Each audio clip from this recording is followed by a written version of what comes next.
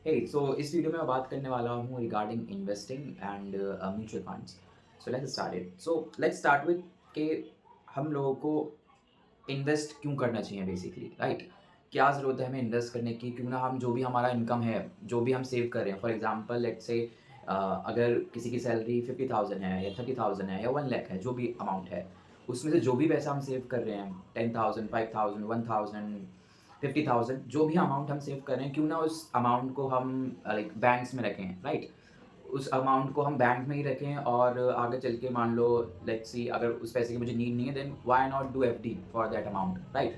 क्यों ना उसको हम एफडी करा लें और हमारा पैसा भी सेव रहेगा और हमें फिर एफडी की मैच्योरिटी पे हमारा एफडी अमाउंट भी मिल जाएगा, साथ ही साथ हमें इंटरेस्ट भी मिलता रहेगा जैसे हमने स्कीम ली होगी उस हिसाब से।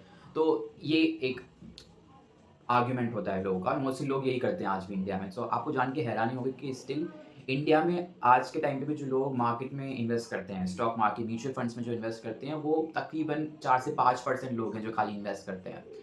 वेयर एज़ ये सेम चीज़ यूएस में आप देखोगे, यूएस में तकरीबन 55% लोग मार्केट्स में इन्वेस्ट करते हैं। चाइना में सेम चीज़ देखोगे आप, चाइना में भी आपको देखने को मिलेगा 20 से 30% लोग मार्केट्स में इन्वेस्ट करते हैं। बट इंडिया में इतनी ज़्यादा लोगों को अवेयरनेस नहीं है, इतनी ज़्यादा लोगों को फाइनेंशियल एजुकेशन नहीं है जिससे कि वो अपने फाइनेंशियल डिसीजन, इन्वेस्टिंग डिसीजन ले पाएँ और अपना पैसा इन्वेस्ट करवाएँ through mutual funds, through stock market, right?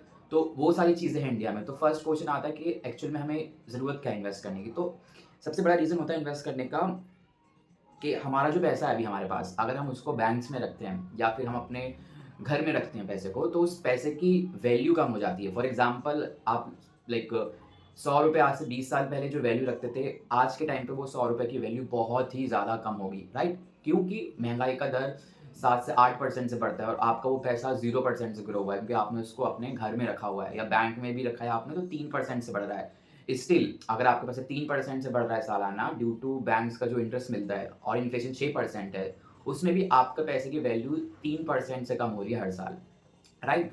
तो अमीर होने की जगह आप हर साल गरीब हो रहे हो उसमें, क्योंकि आपके पैसे की वैल्यू कम हो रही है। पैसे की वैल्यू अगर आपकी कम हो रही है तो आपकी परचेजिंग पावर है, आप जितनी कितनी चीज़ें खरीद सकते हो उस पैसे से, तो वो कम हो रही है बेसिकली, ठीक है?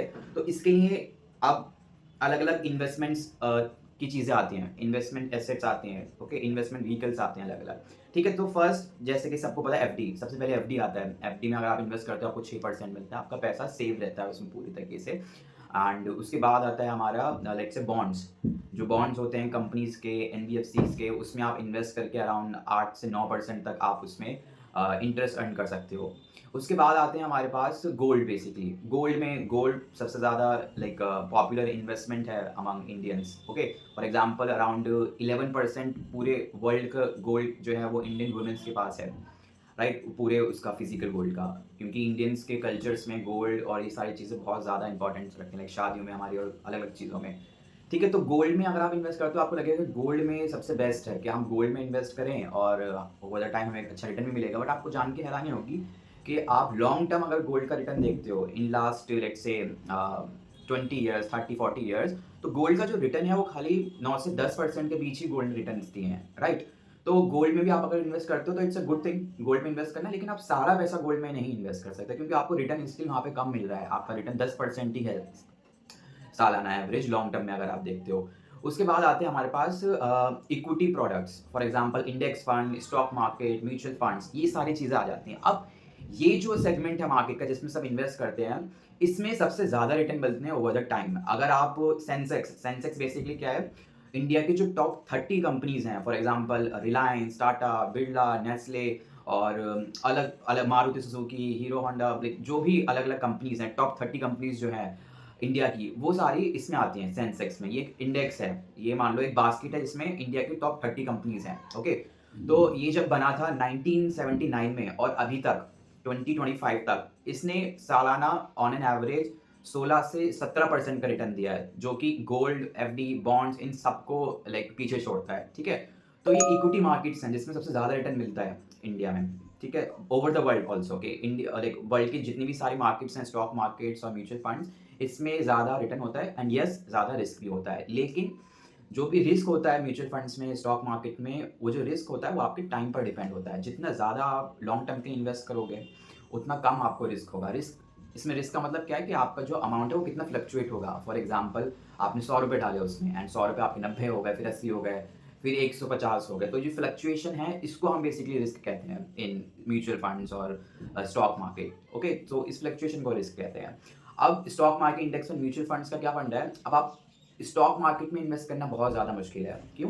क्योंकि इसके लिए आपको बहुत ज़्यादा रिसर्च करनी पड़ेगी। इतनी सारी रिसर्च करने के बाद एक स्टॉक को आप देखोगे, बहुत ज़्यादा एक्सपर्टीज़ चाहिए होती है उसमें, तब जाके आप उसको सिलेक्ट करोगे। उसमें भी फिर आपको बहुत सारे स्टॉक्स में इन्वेस्ट करना पड़ेगा, क्योंकि अगर आप एक कंपनी में इन्वेस्ट करोगे और वो कंपनी डूब जाती है, देन आपका पूरा पैसा उसके साथ डूब जाएगा, राइट? या फिर कंपनी में कुछ अलग-अलग चीज़ें होती हैं, इसमें शेयर का प्राइस नहीं बढ़ता है।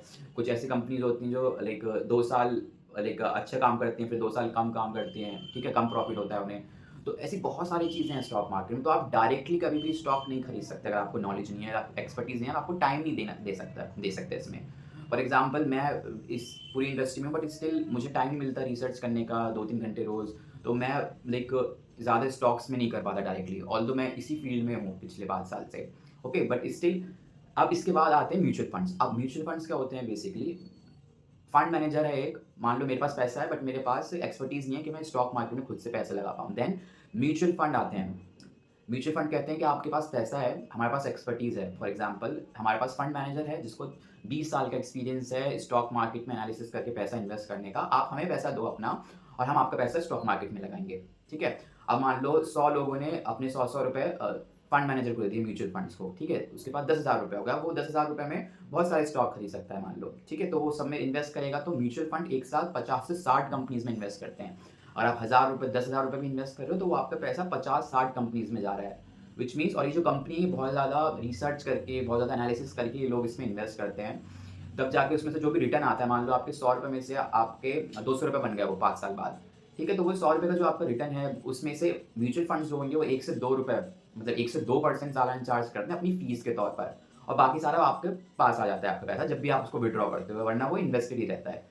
तो ये फ़ायदा है म्यूचुअल फंड का कि एक साथ इतनी सारी कंपनीज़ में इन्वेस्ट होता है। मान लो उस 60-70 कंपनीज़ में से एक कंपनी बिल्कुल ही क्रैश हो जाती है, मतलब ज़ीरो हो जाती है, तो उसमें भी आपको खाली 1 से 2% पैसा लॉस में जाएगा। आपका जो पूरा पैसा होता है इसमें बहुत ज़्यादा सेफ होता है। फॉर एग्ज़ाम्पल आप किसी स्टॉक में खुद से इन्वेस्ट करते हो, तो उसके चांसेस हैं कि आपका शायद वो पैसा ज़ीरो हो जाए या फिर आपका लाइक 90% गिर जाए, आपके ₹100 ₹10 ₹5 बचे। बट म्यूचुअल फंड्स में ऐसा इम्पॉसिबल है कि आपने ₹100 डाले, आपके ₹100 ₹10 हो गए, ठीक है?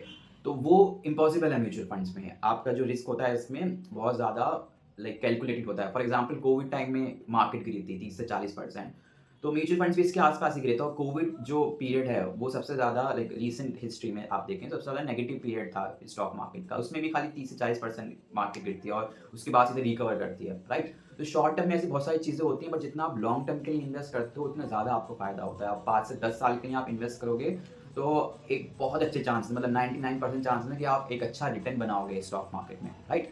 तो आप क्या एक्सपेक्ट कर सकते हो, इसमें म्यूचुअल फंड्स में अलग-अलग टाइप के फंड्स होते हैं जिसमें आपको एक्सपर्टीज़ चाहिए होती है, राइट?